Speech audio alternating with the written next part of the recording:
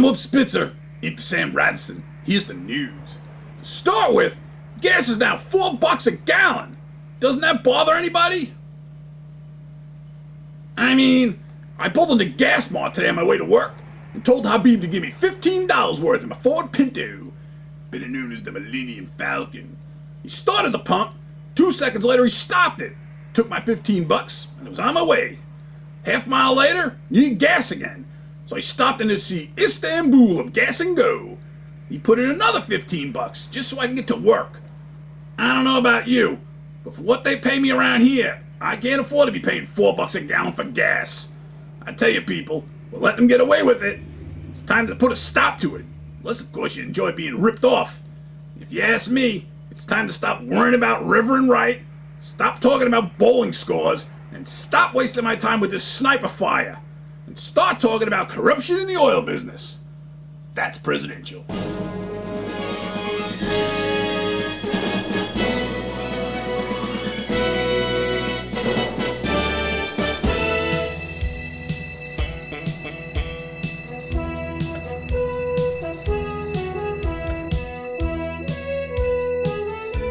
With that out of the way, in case you're not aware, the Pope is here.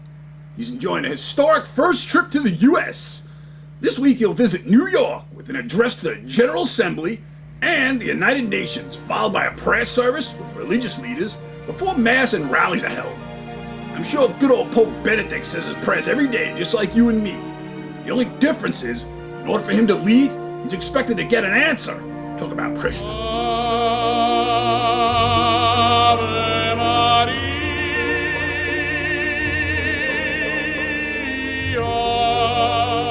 In other news, down in St. Angelo, Texas, a court hearing is being held to determine the fate of 416 kids that were swept up in a raid on a polygamous ranch down there.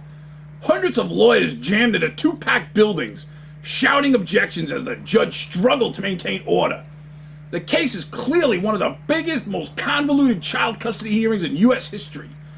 Looking like a loon parade, hundreds of big city lawyers in silk suits and mothers in 19th century pioneer-style dresses all packed into a courtroom in a nearby auditorium connected by video.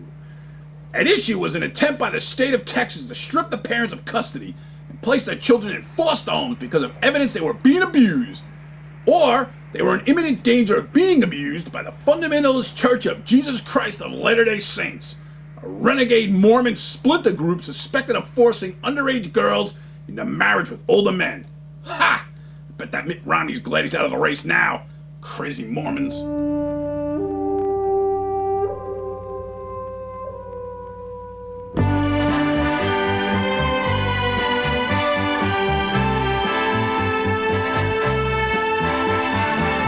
In entertainment news, William Shatner says in his new autobiography titled Up Till Now, he never realized until after Star Trek ended how much the other cast members disliked him.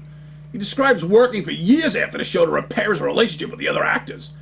He also discusses the fuss over TV's first interracial kiss with Nichelle Nichols, better known as Lieutenant Uhura, who apparently told him very bluntly she despised him. Ha!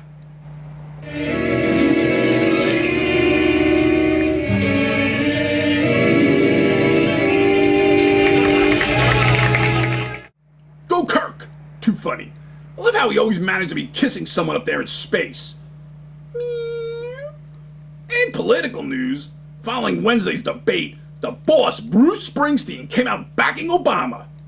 Can't go wrong with the boss behind you.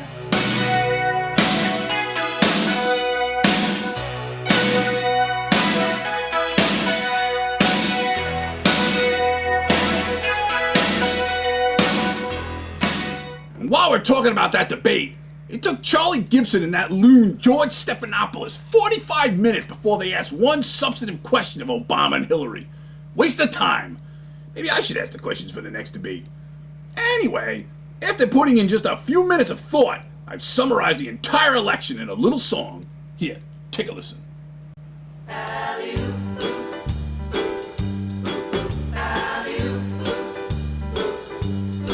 There's a woman in the news that we all know. She learned to shoot a gun long time ago. She says a lot of stuff we can't believe. From hunting in the woods to making healthcare free. Now Obama is the guy on the other side. So far he's got the lead, but it's not that wide. The debates are getting funny and are not always fair. They've been talking about bowling instead of war and healthcare. Obama might be the best choice alive, beating the Clintons side by side. But John McCain hasn't lost his stride. Look at that caveman go. Meow! He's been traveling around the country with ease. He watches as the Democrats fight on their knees.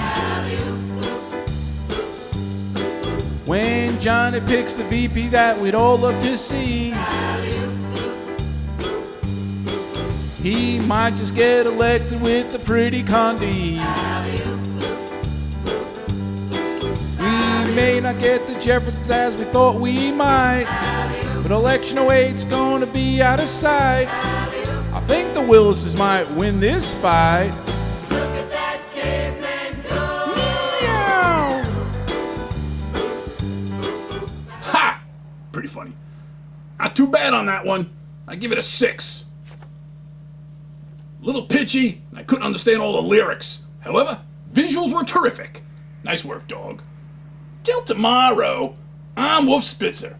As I see it, that's the news.